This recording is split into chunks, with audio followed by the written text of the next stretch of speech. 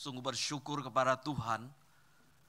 Hari ini kita boleh memasuki minggu pertama di bulan Desember dan sekaligus adalah minggu Advent yang pertama.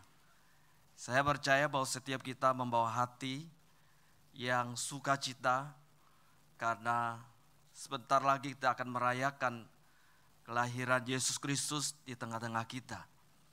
Menjadi sebuah momen penting di dalam kehidupan kita. Menjadi saat yang saling berharga di dalam perjalanan hidup kita. Saudara kasih dalam Tuhan, pagi hari ini kita akan belajar firman Tuhan. Yesaya pasal yang ke-7 ayat 10 sampai ayat 14. Yesaya pasal 7 ayat 10 sampai 14. Demikian firman Tuhan.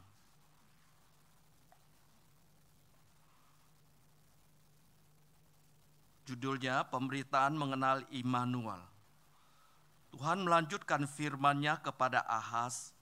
Katanya, mintalah suatu pertanda dari Tuhan, Allahmu, entah dari tempat sedalam dunia orang mati atau tempat setinggi langit. Tetapi Ahaz menjawab, aku tidak mau memintanya.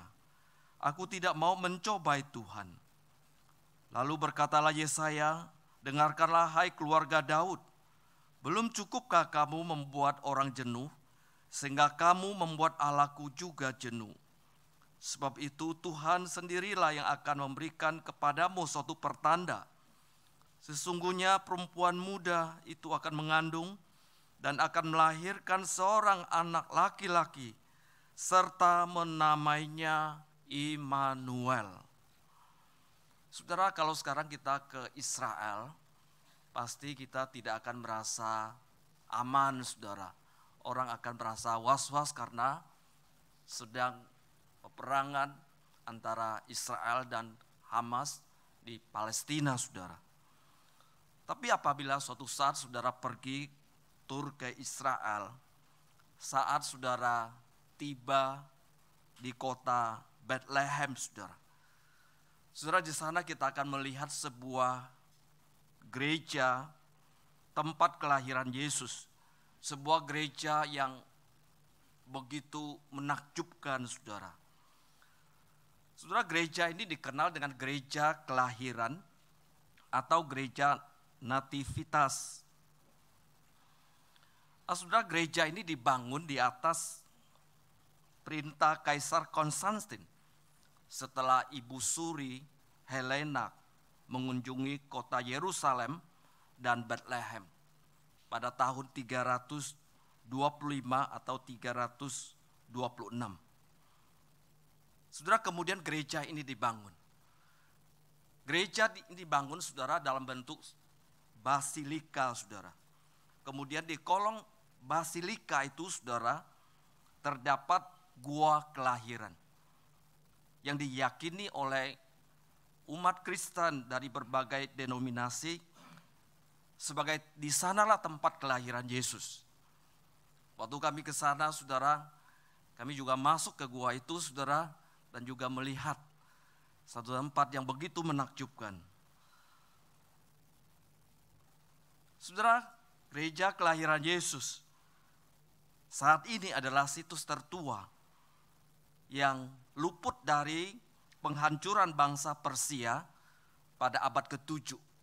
Jadi pada abad ke-7, saudara, ada sebuah penyerangan, ada penghancuran, saudara, berbagai situs. Dan ini yang tertinggal, saudara. Mengapa bangsa Persia tidak menghancurkannya? Oleh karena tentara-tentaranya ketika mau menyerbu, saudara, mereka melihat mosaik 3 orang Majus yang terlukis, saudara. Saudara, mosaik 3 orang Majus ini sangat dihormati dalam budaya bangsa Persia. Oleh karena itu pada waktu penghancuran tempat ini ditinggalkan, saudara, tidak dihancurkan. Saudara, Yesaya pasal yang ke-7 adalah sebuah khotbah khusus. Adalah sebuah khotbah yang memberikan pengharapan. Karena pada saat itu ada sebuah keadaan yang sangat genting di mana Nabi Yesaya menyampaikan berita kasih karunia maupun menyampaikan berita penghakiman bagi mereka yang tidak mau percaya, bagi mereka yang tidak mau sadar berbalik kepada Tuhan. Saudara, di sini ada 3 hal. Yang pertama, saat itu Ahaz Raja Yehuda, yang pertama, saat itu saudara, Ahaz Raja Yehuda yang berkuasa kira-kira 732 sebelum Masehi sampai 716. Ini perkiraan saudara. Saudara mengalami sebuah ketakutan yang luar biasa. Ada sebuah kegentaran saudara, karena ada rencana pengepungan, peperangan dari pasukan gabungan Raja Aram dan Raja Israel mau menyerang kota Yerusalem. Jadi Raja Ahaz ini gemetar, dia begitu takut. Kemudian kedua, Allah mengutus Nabi Yesaya menemui Ahaz.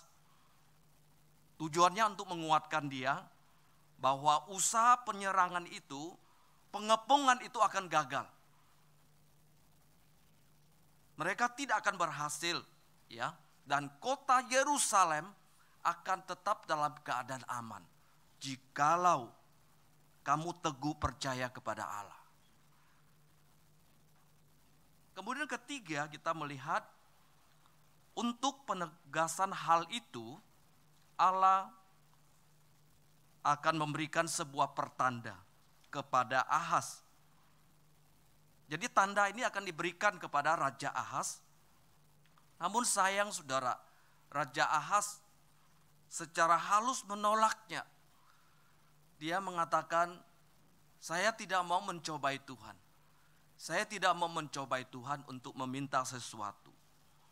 Saudara, pertanda itu adalah sebuah nubuatan atau sebuah janji yang menunjukkan bahwa kemudian hari Yesus Kristus, Sang Mesias itu saudara, juru selamat akan lahir di tengah-tengah dunia ini. Itu di ayat 10 sampai ayat 16. Yang datang ke dalam dunia ini untuk menyelamatkan seantero umat manusia dalam belenggu dosa. Jadi Yesaya pasal 7, saudara, adalah sebuah nubuatan yang begitu luar biasa. Ayat 10 sampai ayat 12, saudara mengatakan Tuhan menyuruh Ahaz untuk meminta suatu pertanda dari Tuhan. Tuhan kasih kesempatan di tengah dia ketakutan, gemetar saudara menghadapi penyerangan dari Raja Aram maupun Raja di Israel.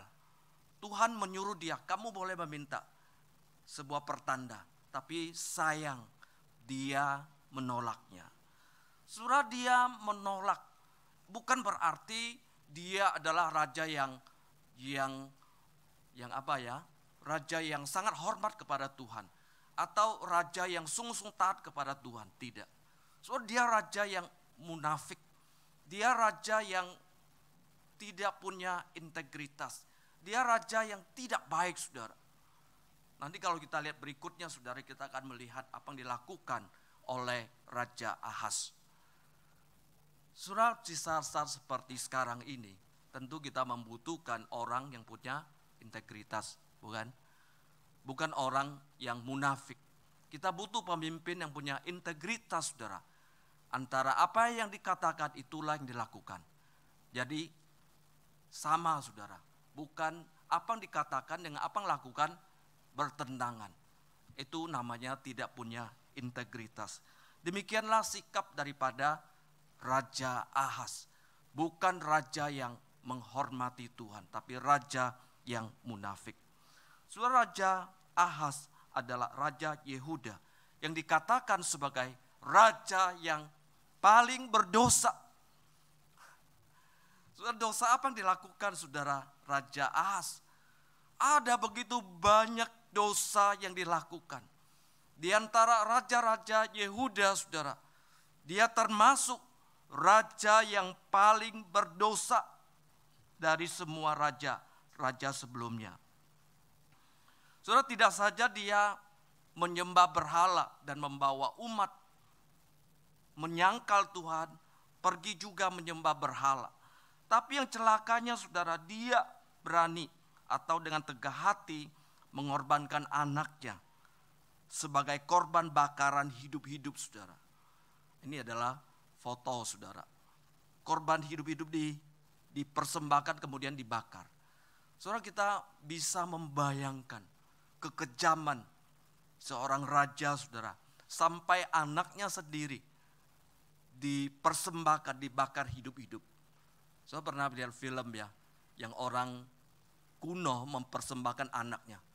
Saudara, dibakar hidup-hidup. Itu sangat kejam saudara. Sangat ngeri ketika kita melihatnya. Saudara, itulah yang dilakukan oleh Raja Ahaz.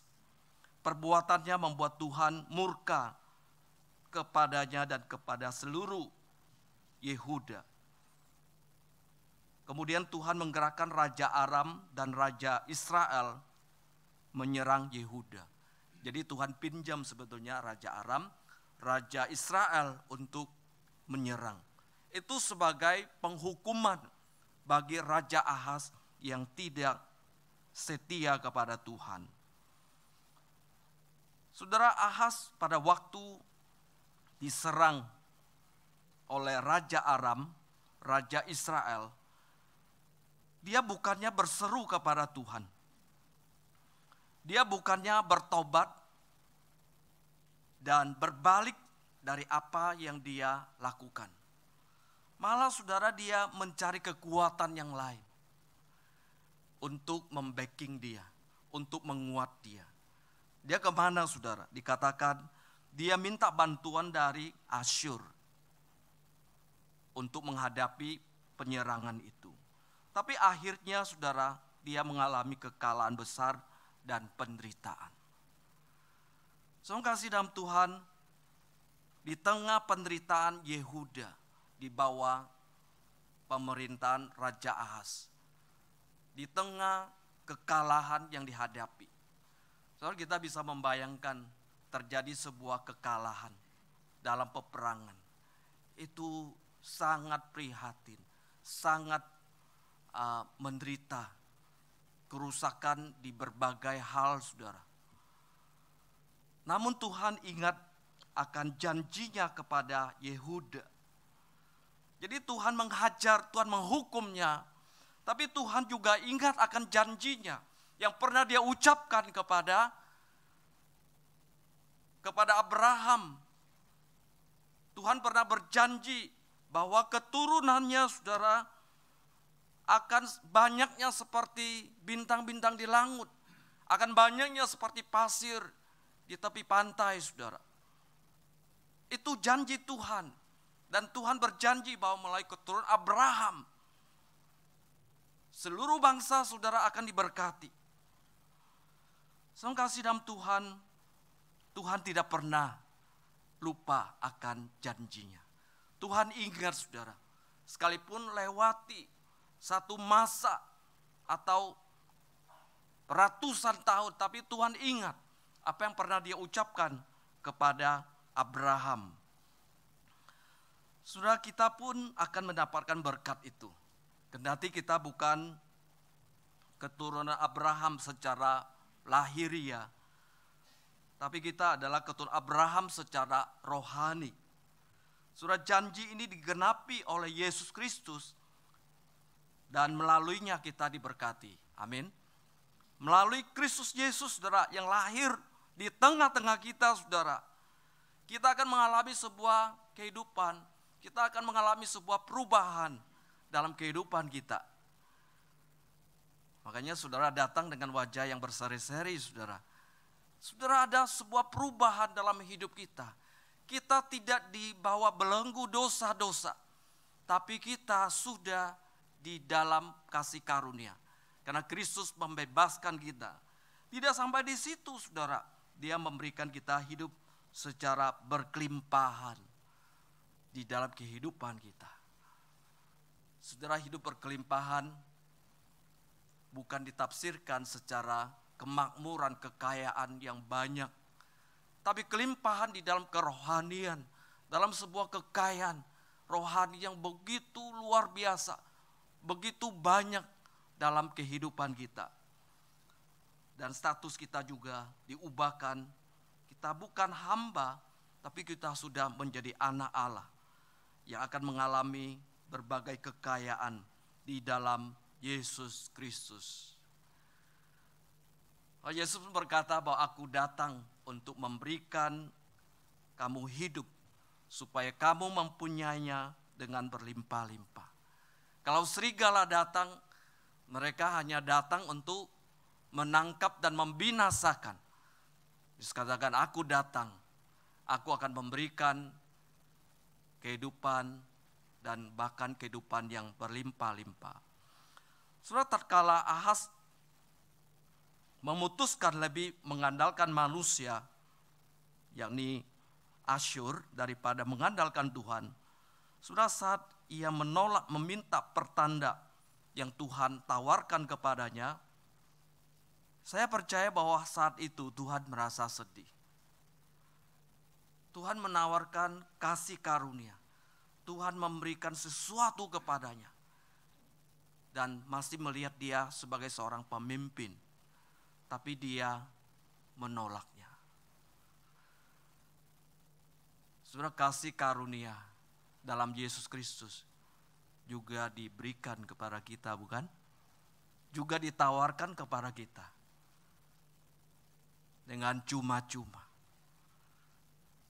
Tapi saudara dan saya meresponinya. Tapi masih banyak orang, saudara, mereka tidak merespon. Mereka tidak membuka hati untuk menerima kasih karunia. Saudara, kami baru pulang dari pelayanan mission trip di pedalaman Kalimantan Barat.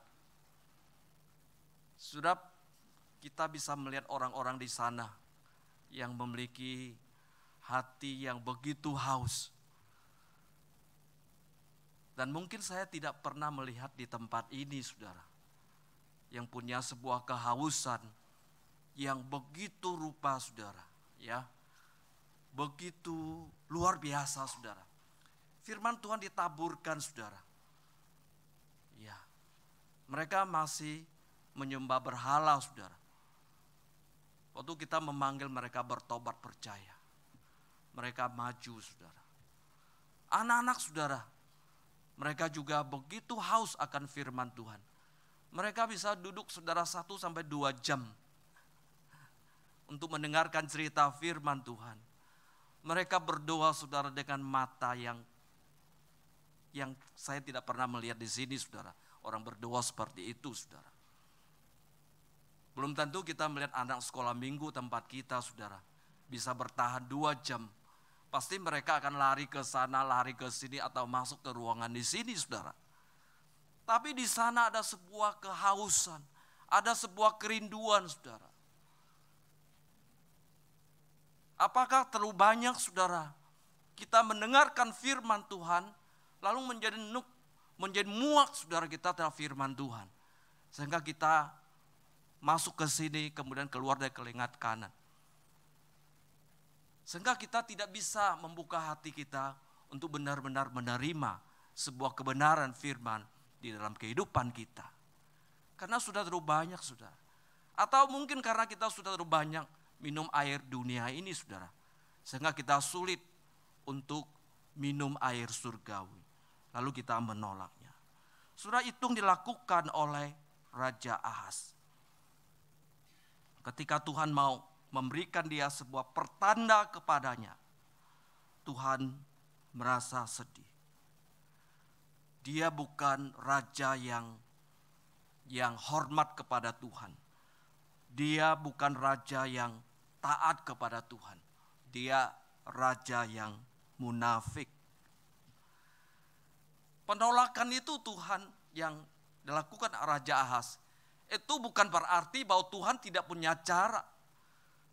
Itu tidak berarti Tuhan kehilangan akal, saudara. Sudah tidak punya rencana ke depan. Tuhan selalu ada rencana. Tuhan selalu ada cara. Dan Tuhan memakai Nabi Yesaya berkata di ayat 13. Lalu berkatalah Yesaya, dengarkanlah hai keluarga Daud. Belum cukupkah kamu membuat orang jenuh sehingga kamu membuat Allahku juga jenuh? Membuat orang jenuh, lalu membuat Allah jenuh juga, saudara. Wah, ini sesuatu yang membingungkan, saudara. Membuat jenuh itu seperti itu membuat orang melelahkan, memusingkan orang, saudara. Yang menunjukkan sebuah perilaku yang tidak pantas, sebuah perilaku yang berdosa, yang berpotensi menyebabkan murka, saudara. Baik dari Nabi Yesaya maupun dari Allah. Enggak enak, saudara, membuat orang jenuh, membuat orang bosan. Ya. Saudara kasih dalam Tuhan, di tengah dunia yang berdosa, bagaimana kita menjalani kehidupan dengan perilaku yang terpuji di depan sesama dan perilaku yang memuliakan Tuhan, supaya tidak menjenuhkan orang, tidak membuat orang lelah, tidak membuat orang pusing, ya. Apalagi membuat Tuhan pusing, saudara. Artinya cara hidup kita, perilaku kita, saudara, tidak berkenan kepadanya. Hidup kita tidak menjadi berkat bagi sesama. Tentu dunia juga tidak melihat kita adalah anak-anak Tuhan. Membuat jenuh, saudara, membuat orang muak melihat perilaku kita dan melelahkan. Ini hal yang perlu kita singkirkan dalam kehidupan kita. Jangan orang melihat hidup kita lalu menggeleng-geleng kepala. Menggeleng-geleng kepala. Orang Kristen misalnya punya bini yang kedua. Ada simpanan, orang geleng-geleng kepala, saudara. Orang Kristen anak Tuhan menerima suap atau korupsi, saudara. Ada banyak catatan nama orang Kristen, saudara. Tapi saya merasa saya tidak perlu untuk tayangkan. Ketika menayangkannya, saudara, itu juga menayangkan muka saya. Muka-muka kita, saudara. Hal yang memalukan. Saudara kasih dalam Tuhan Yesus di ayat 14 mengatakan. Ayat 14. Sebab itu Tuhan sendirilah yang akan memberikan kepadamu suatu pertanda. Sesungguhnya perempuan muda itu mengandung dan akan melahirkan seorang anak laki-laki serta menamainya Immanuel. Surah ayat ini ada sebuah nubuatan tentang kedatangan, kelahiran juru selamat. Ayat ini menubuatkan bahwa Yesus Kristus akan datang ke dalam dunia ini. Pertanyaannya, kapan, saudara, ini digenapi? 700 tahun kemudian, saudara. Waktu itu, saudara, Yesus lahir. Sekitar tahun 3 atau tahun 4, Yesus lahir dari perawan Maria. Matius 1 ayat 18 sampai 25. Digenapi. 700 tahun sebelumnya diserukan bahwa seorang perempuan muda akan melahirkan seorang anak laki-laki dan menamai dia Immanuel. Dialah juru selamat kita, Yesus Kristus, yang sebentar kita akan rayakan pada hari Natal. Ayat 18 mengatakan, sesungguhnya anak darah itu akan mengandung dan melahirkan seorang anak laki-laki, dan mereka akan menamai dia Immanuel, yang berarti Allah beserta kita. Allah beserta kita, saudara. Ini sesuatu kata yang begitu luar biasa. Allah beserta kita. Allah bersama-sama dengan kita. Allah berjalan bersama-sama dengan kita dan lain sebagainya. Perempuan muda, saudara, bisa diterjemahkan perawan dalam bahasa Ibrani Alma. yang berarti perawan atau wanita muda yang belum menikah. Kitab suci Ibrani, saudara, hanya memakai alma. Untuk seorang perempuan yang masih suci atau perempuan yang belum menikah, munculnya itu kata alma. Bagi yang belum menikah atau yang belum bersuami, saudara.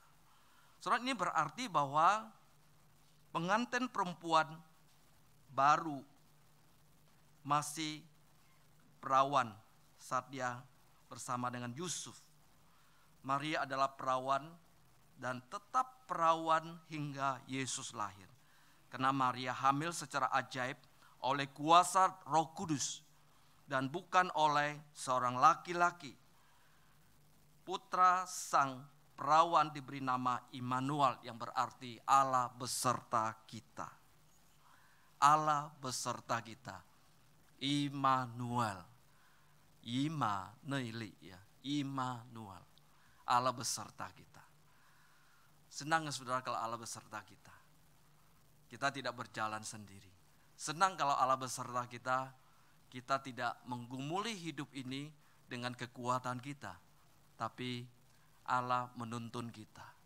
Di tengah pergumulan hidup kita, persoalan kita hadapi, saudara, Allah berserta kita. Di tengah penyakit, sakit penyakit yang kita hadapi, saudara, kita tidak menghadapinya dengan sendiri, tapi bersama-sama dengan Allah. Saudara, dalam dunia kuno, ada banyak khayalan tentang dongeng-dongeng. Kita katakan budaya Tionghoa, saudara, yang paling dekat dengan kita. Ada khayalan, saudara. Ada cerita, ada berbagai dongeng yang menceritakan bahwa Allah itu jauh di sana. Bahwa Allah itu tidak terjangkau, tidak tersentuh oleh tangan manusia.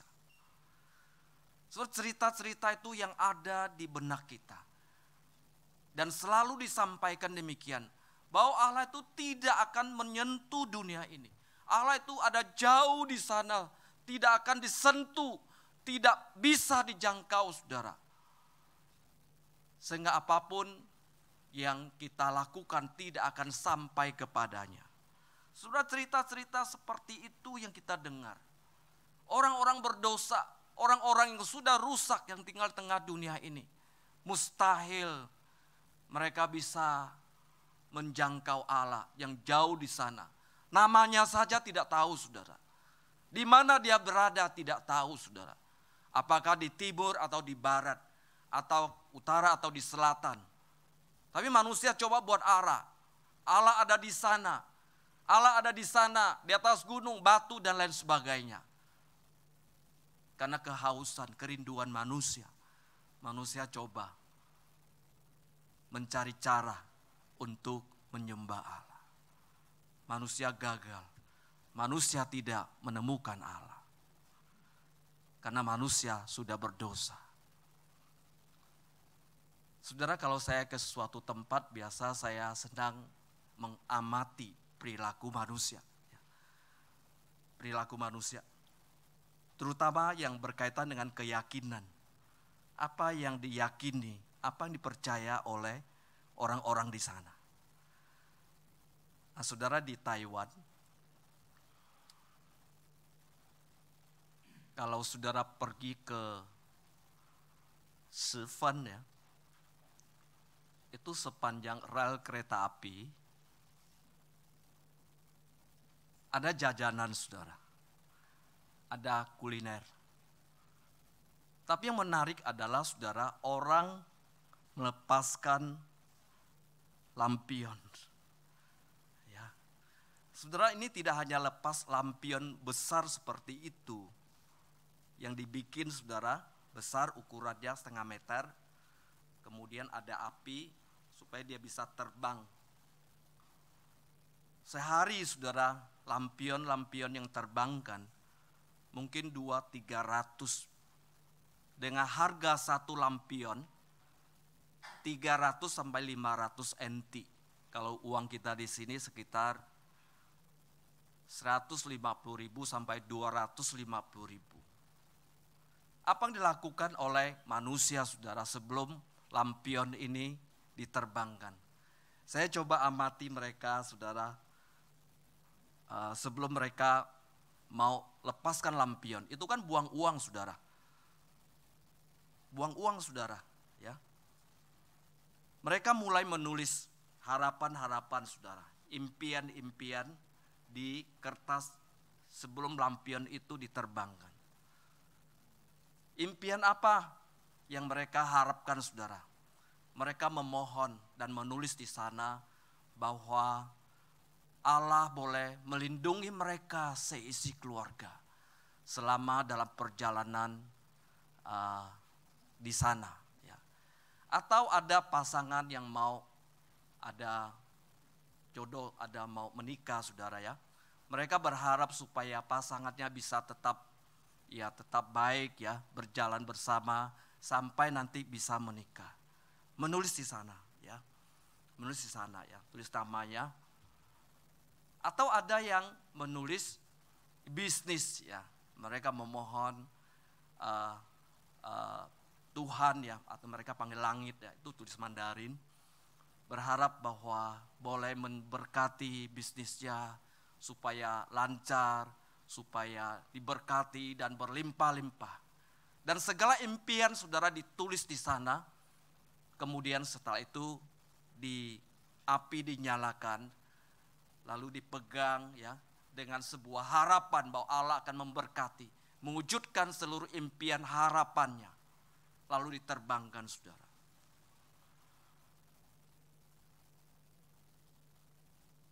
$150.000 sampai $250.000 satu lampion. Kalau terbang lagi, saudara, ya tambah lagi uangnya, saudara. Itu usaha manusia, saudara, untuk mendapatkan sesuatu. Saudara kasih dalam Tuhan, Yesus Kristus, Allah yang kita percaya, memang Allah yang jauh di sana, transenden, saudara. Ada jauh di sana, saudara, tidak akan dijangkau oleh manusia. Jauh di sana, jauh tinggi di sana, di surga, saudara. Manusia berdosa tidak akan sampai di sana. Tapi dia juga Allah yang Immanuel, yang datang, yang hadir di tengah-tengah kita, yang lahir 2000 tahun yang lalu bersama-sama kita manusia berdosa. Saudara, dia bukan Allah yang kita berharap, lalu dia dengar, lalu dia tidak menjawab. Dia bukan Allah yang kita nulis-nulis bakar kertas, lalu diterbangkan, lalu tidak ada ujung harapan kita. Tapi dia Allah yang mendengar kita. Dia Allah yang tahu segala kesusahan kita. Dia Allah yang tahu penderitaan-penderitaan kita alami. Ketika kita datang kepadanya, saudara, Tuhan Yesus katakan, marilah kepadaku, semua yang letih lesu dan berbeban berat, aku akan memberikan kelegaan kepadamu. Bahasa Mandarin mengatakan, Fan lau ku tan chung tan dan ke tao wo zeli lai, wo ke gei ni man de ansi. Terima kasih dalam Tuhan. Ini Tuhan kita. Enggak perlu bayar 300 sampai 500 NT diterbangkan, lalu enggak ada ujung, enggak ada akhirnya, saudara. Terima kasih dalam Tuhan, Yesus telah datang di tengah-tengah kita. Dan sebentar kita akan merayakannya. Dan pastikan, saudara, dalam masa-masa Advent ini, penantian, saudara, hati kita, saudara, tidak dicemari oleh sesuatu yang sementara. Hati kita, saudara, tidak dikotori oleh sesuatu yang terlalu duniawi. Sehingga waktu Yesus lahir pun, di depan mata kita pun, kita tidak melihatnya. Saudara, kiranya Natal tahun ini menjadi Natal yang paling bermakna di dalam hidup kita. Menjadi Natal yang mengubah hidup kita. Karena penantian yang panjang, yang pada akhirnya sudah digenapi, sudah hadir di tengah-tengah kita. Tuhan menolong kita. Kita berdoa.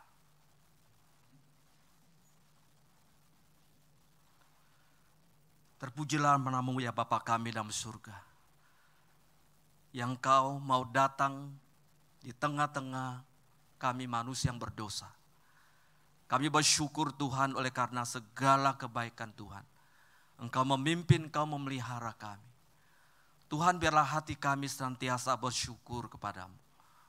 Oleh karena rencana-Mu yang kekal. Oleh karena Engkau mau datang ke dalam dunia yang berdosa. Oleh karena Engkau mau melawat kami, orang-orang yang seharusnya dibinasakan. Tuhan, biarlah berikan kami hati yang lebih sungguh, yang lebih rindu dekat dengan Engkau. Tuhan, kami akan menantikan Engkau hadir di tengah-tengah kami, secara khusus dalam hati kami. Tuhan, buka hati kami, supaya kami bisa menyambut-Mu dengan baik.